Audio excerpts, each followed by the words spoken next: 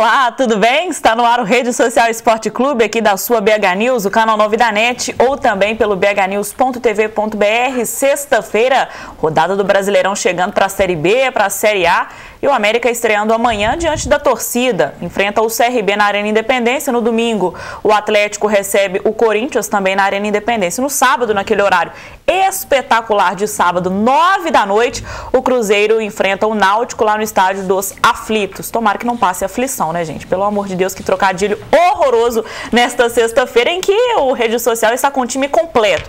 Hoje é aquele dia em que o Rede Social se mescla com Boleiros da Arquibancada, aquele site super completo de todos os esportes, seja especializado ou futebol. O time está completo. Matheus de Oliveira, João Vitor Cirilo. Agora, hoje o papo vai ser bom. Muita coisa para falar. Bom dia para vocês. Bom dia, Bárbara. Bom dia, amigos ligados na BH News. Tem muito papo e eu destaco o UFC 146. Tem brasileiro aí na disputa do cinturão, o Júnior Cigano, que vai enfrentar um adversário muito firme. A gente vai falar sobre isso no programa e também os mineiros neste fim de semana no Campeonato Brasileiro. Atlético e Cruzeiro na A, América na B, também com adversários muito complicados. E aí, João, tudo bem? O que você pode destacar aí do Boleiros da Arquibancada desta semana? Porque a gente teve muita notícia de esporte especializado e também do futebol. É verdade, essa semana nós tivemos aí a cobertura de todos os campeonatos, todos os jogos da Copa do Brasil, Libertadores, NBA, Novo Basquete Brasil, e a gente vem acompanhando esses jogos principais. Tivemos também aí a eliminação, mais uma eliminação de Tomás Bellucci, mas agora no torneio preparatório para o Roland Garros, que começa no domingo. E além, vamos falar também hoje sobre a convocação do Zé Roberto Guimarães, né? Saiu ontem, ele vai mesclando atletas entre as jogadoras mais experientes, jogadoras que estão chegando agora na seleção também, que não estavam no grupo há muito tempo, e vem mesclando para o Grand Prix, que vai começar no mês que vem, né? E aí, vamos começar falando de vôlei, então. Daqui a pouco a gente deixa essa situação aí do Zé Roberto Guimarães, a convocação, mas vamos começar do vôlei, porque o vôlei mineiro, o Minas Tênis Clube, colocou fim aí a uma especulação de muitos dias, né? Há muito tempo a gente conversa sobre isso, de quem seria o substituto do Marcelo Francoviac, que agora defende o RJX, lá no Rio de Janeiro, obviamente. Quem seria o substituto dele para comandar o Minas, o vôlei do Minas masculino, na temporada 2012-2013. Chegou ao fim, é um argentino realmente. Os dois grandes times de Minas Gerais vão ter o comando de dois técnicos de outro país, né? Pelo lado do Cruzeiro tem o Marcelo Mendes e pelo lado do Minas será o Horácio de Leo. O que a gente pode dizer desse técnico? É experiente? Foi um bom nome? Porque a gente não comentou. Ele não estava dentre os mais cotados, né? Tinha Pelé, isso. Tinha o outro argentino que era o Weber, né? Sim, o Weber. E ele não estava naquela época no nome dos mais cotados. A gente chegou a falar que tinha mais treinadores argentinos que talvez pudessem ser cotados para assumir, até pela chegada do Rodrigo Quiroga, que é o ponteiro da seleção argentina. Acabou vindo o Horácio, que é um treinador já experiente, tem 49 anos, fez alguns trabalhos em 5 clubes da Argentina, 5 clubes principais, também na seleção colombiana, durante 2010 até 2012, e nas categorias de base da Argentina também. É um treinador já experiente, eu não acompanho o trabalho dele como eu acompanho a maioria dos outros treinadores, então eu não posso falar se é um treinador que vai chegar aqui e surpreender. Como o Marcelo Francoviac também chegou, um treinador que tinha já tinha um título de Superliga na carreira, de 2002 2003 com a Ubra, mas a gente não acompanhou o trabalho dele antes e fez um bom trabalho aqui. A partir aí do próximo mês, o Minas já começa a preparação para os campeonatos que virão, primeiramente o estadual. É o treinador que já está praticamente chegando com um grupo fechado, né? Não vai dar muito pitaco em contratação. Minas aproveitando de muitos jogadores da base esse ano, além da base do grupo do ano passado, da temporada passada, temporada que se encerrou em abril deste ano, e contratando também mais jogadores. O Dileu não chegou a ser um jogador profissional de vôlei, ele parou no juvenil e depois virou auxiliar técnico de times na América do Sul, foi técnico também de seleções de base aqui na América do Sul, foi técnico da seleção colombiana, como disse o João. É um cara experiente, mas não é um técnico top.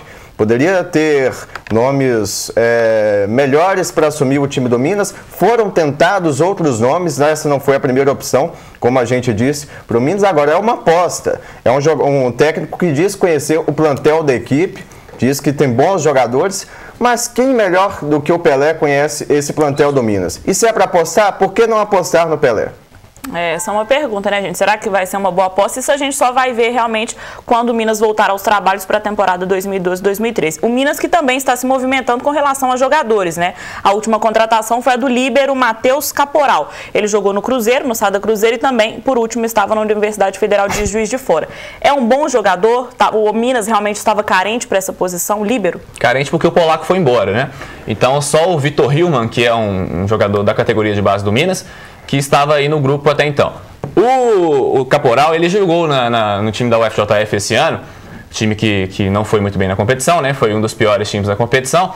Ele não foi titular durante a maior parte da temporada. O primeiro turno quase completo foi o Juliano, depois o Rafael Baroni chegou a jogar também alguns jogos, 5 ou 6 jogos, se não me falha a memória, e na parte final o Caporal acabou sendo o titular da posição.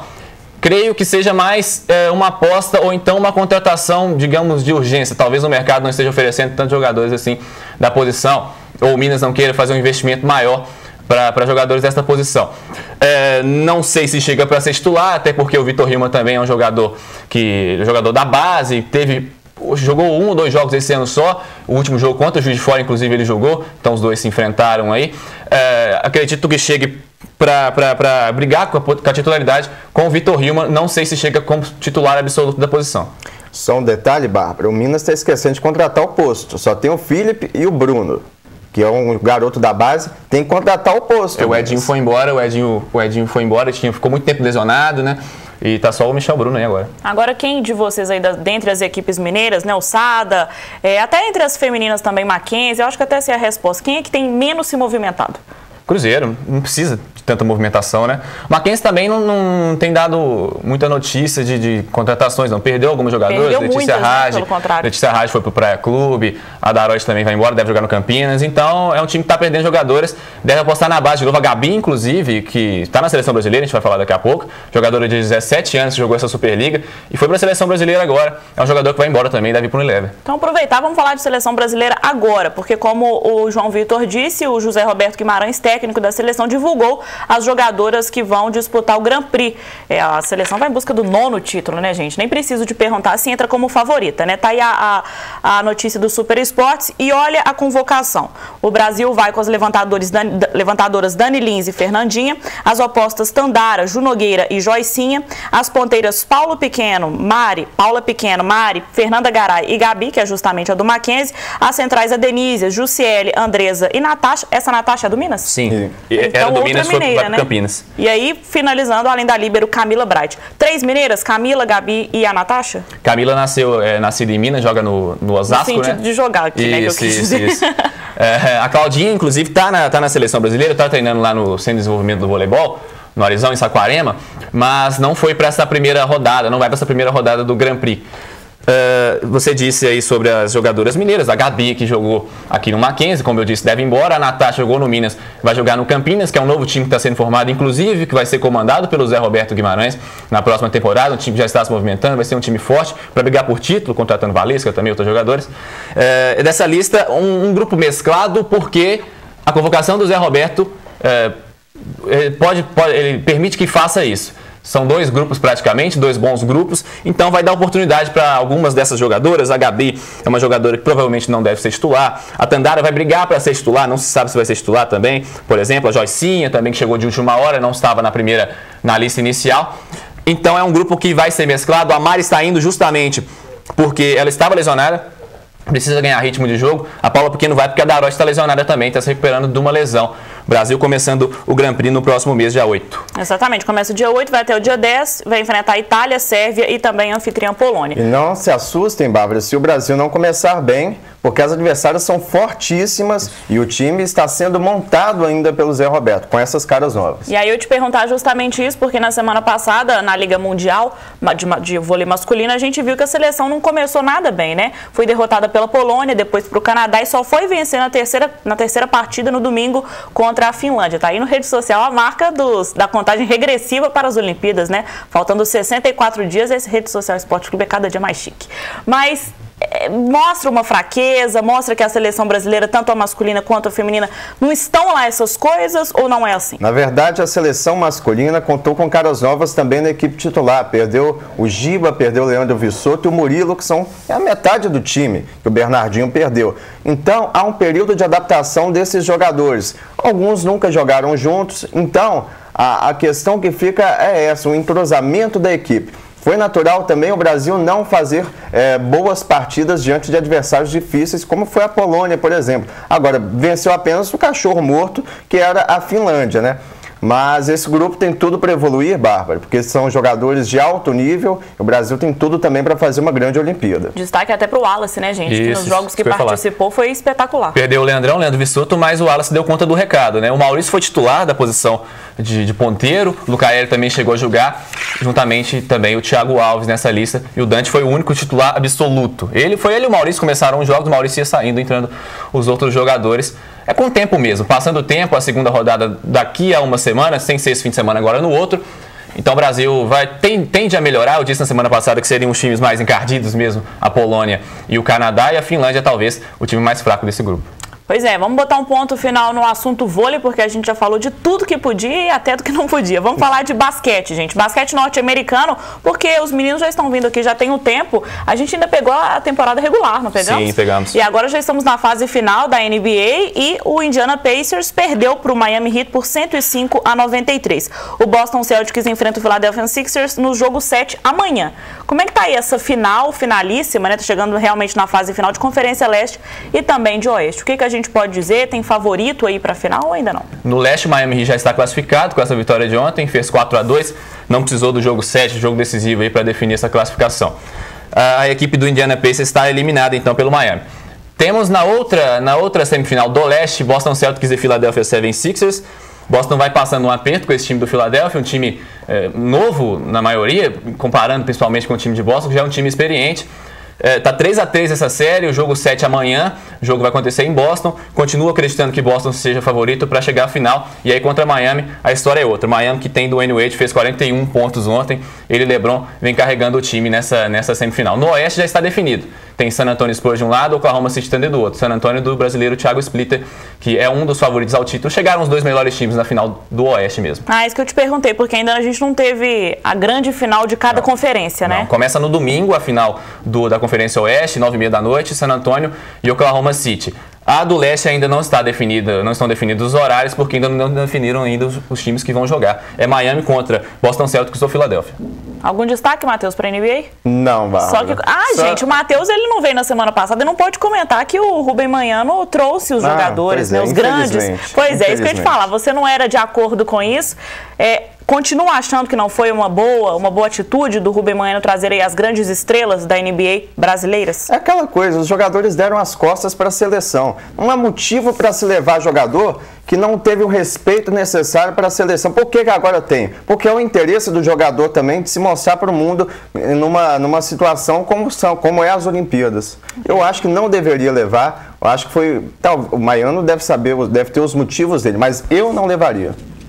Tá aí polêmica, Matheus Gustavo, ou Matheus Metralha, como você preferir, fazendo menção aí ao nosso Lélio Gustavo. Rede Social Esporte Clube vai para um rápido intervalo, mas daqui a pouco tem mais. Tem assunto do tênis, Belucci mais uma vez eliminado, e também o Minas, que a sequência excelente foi interrompida ontem. Fique ligado.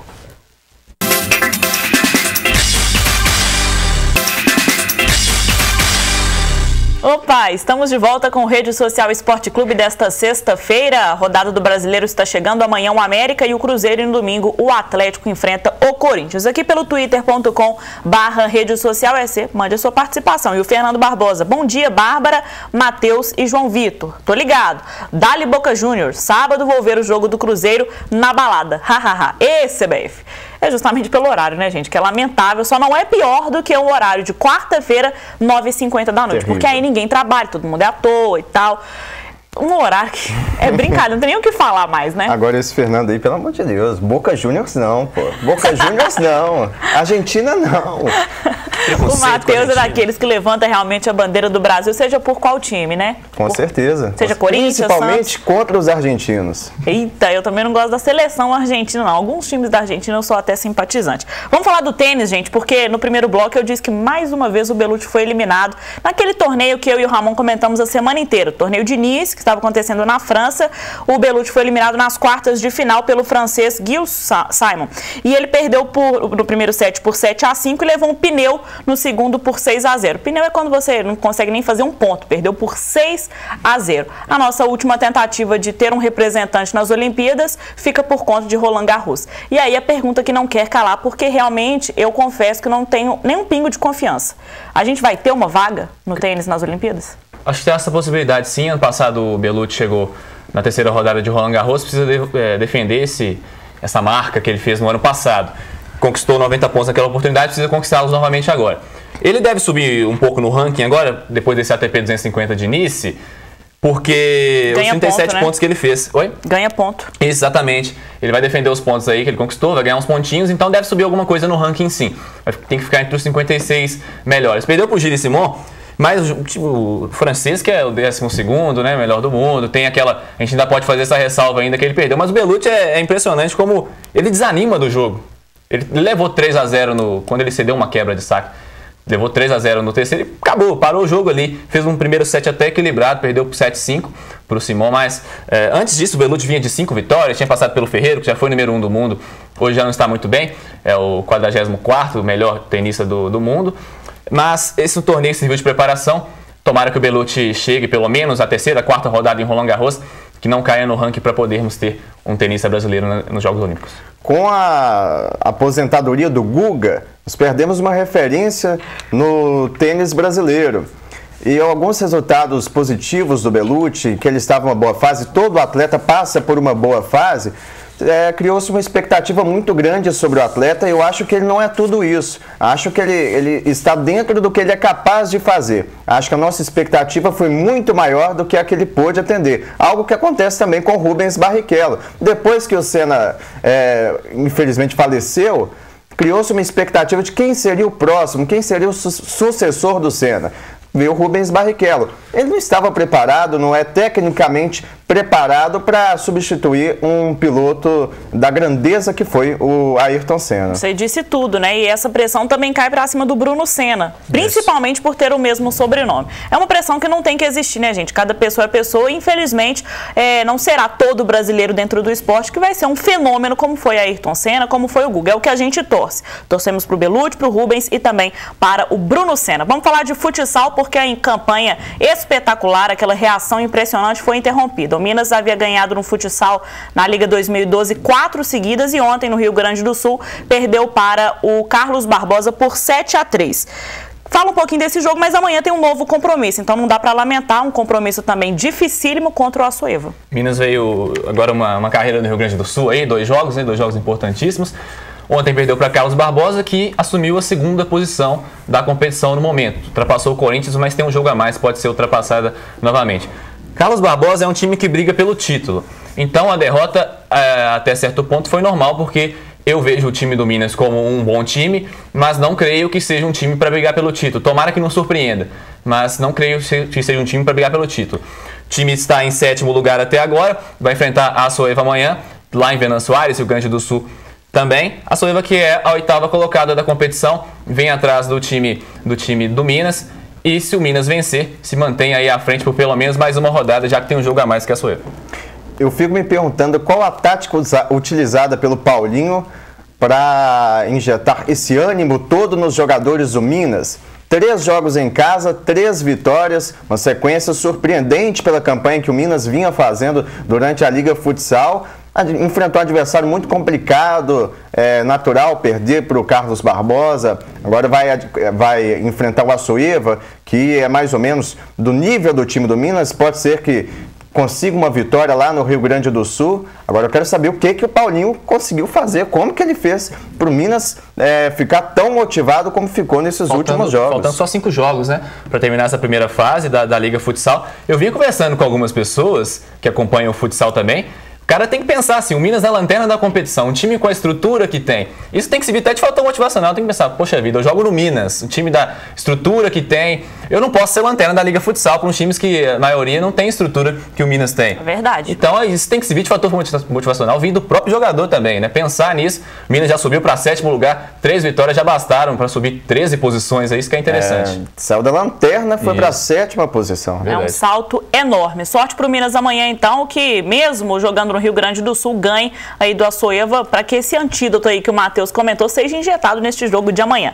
Gente, final de semana de luta. Vamos falar do esporte que o Matheus adora, que é o UFC 146 chegando, e vai ser uma luta que será a principal da noite, valendo o cinturão dos pesos pesados, o Júnior Cigano, brasileiro, enfrentando o Frank Mir. Tem a cara das duas feras aí, daqui a pouco coloca o que a gente pode esperar. Tem favorito para essa luta, o Cigano diz que vai postar na trocação, mas o Frank Mir também vem com tudo, será em Las Vegas. Será em Las Vegas, e o Frank Mir e o Cigano são lutadores totalmente diferentes. O Frank Mir é especialista em jiu-jitsu, ele é um finalizador nato. Júnior Cigano tem a trocação como principal arma, ele é muito bom no boxe. A vantagem é que a luta começa em pé. Então, naturalmente, eles vão começar pela trocação. Não tenho dúvida que o Frank Mir vai querer logo derrubar o Cigano, levar para o jiu-jitsu, onde ele é melhor. O Cigano vem treinando bastante o jiu-jitsu, mas não é um especialista nessa luta, nessa arte marcial. O Frank Mir é um adversário muito complicado, ele já derrotou o Roy Nelson, derrotou o Crocop e o Minotauro nas 3 últimas lutas, mas o Júnior Cigano vem com uma sequência de 9 vitórias, o brasileiro é favorito. Sorte para o Cigano e também para os outros brasileiros que fazem parte do card preliminar e também do principal no UFC 146. O antes do UFC 147 que acontece em Belo Horizonte, lembrando que os ingressos já estão à venda no preço que não é nada barato, já te aviso, viu? Gente, para fechar o nosso programa de hoje, não poderia ser de outra forma, falar de futebol. E aí, bem rapidamente, o que esperar aí de Cruzeiro e Náutico, América e CRB amanhã e Atlético e Corinthians no domingo. O Cruzeiro enfrenta um time não tão gabaritado assim como é esse time do Náutico, mas perdeu na primeira rodada para o Figueirense, mas jogar nos aflitos é sempre difícil, a gente sabe disso. Os clubes daqui da região sul do país, né, dali do Sudeste e do Sul, nunca tiveram moleza para jogar com o Náutico lá, jogar com o Sport lá também no Recife, nunca foi difícil. Então é o jogo bem difícil para o Cruzeiro, acredito que não terá facilidade nessa partida de domingo. Sábado, aliás, perdão. O Celso Roth falou que tem que jogar feio para ganhar do Náutico lá. Dá pra jogar bonito e ganhar também. Dá. É difícil. E Atlético e Corinthians? Jogo complicado. O Corinthians tem tudo para vir com o time completo, ao contrário do que o pessoal está dizendo. E tem um time muito bem armado, não é à toa que ele é semifinalista da Copa Libertadores. Adversário duríssimo para o time do Galo, um jogo sem favorito. E o América, fechando? Pode falar. O América vai enfrentar o CRB dentro de casa e mostrou no primeiro jogo que está em dia. O grupo tá bem, comprou a briga aí do Givanildo, vai com tudo para cima do CRB, tem tudo para conseguir uma boa vitória em cima do time alagoano. O CRB que perdeu pro Bragantino na primeira rodada por 2-0, né? Mas vem mordido, mas que sejam 3 vitórias aí para as respectivas competições, Cruzeiro e Atlético na A e o América na Série B do Campeonato Brasileiro. Para fechar, twitter.com/redesocial Matheus, sou Brasil, mas admiro muito a forma como os argentinos encaram o esporte e se doam em campo. Raça sempre é a opinião do Fernando Barbosa. Raça sempre os argentinos têm mesmo, mas eu não posso deixar de defender minha pátria. Isso mesmo, gente. E é com essa defesa à pátria que o Rede Social Esporte Clube fica por aqui, mas o Boleiros da Arquibancada continua bombando na internet com as notícias do futsal. Amanhã tem o Minas e também com todo o futebol, velocidade. E na outra sexta, o Matheus antes. Matheus, segunda-feira, participa com a gente aqui pra gente falar da rodada. Tomara que com boa notícia. Até segunda e até sexta. Valeu, Bárbara. Até a próxima. Pessoal, seguir acompanhando boleirosdarquibancada.com. Nesse fim de semana, muita coisa. Começam as finais da NBA, como nós dissemos. Então, é o destaque desse final de semana lá no nosso site. Amo minha pátria, apesar dos pesares. Apenas 4% das obras para a Copa do Mundo foram concluídas. É duro, hein? Tchau, Bárbara. Matheus tá demais hoje, minha gente. Sorte para os brasileiros, para os mineiros aí, principalmente no campeonato. E eu te vejo na segunda-feira. Excelente final de semana. Juízo. E até segunda. Um beijo.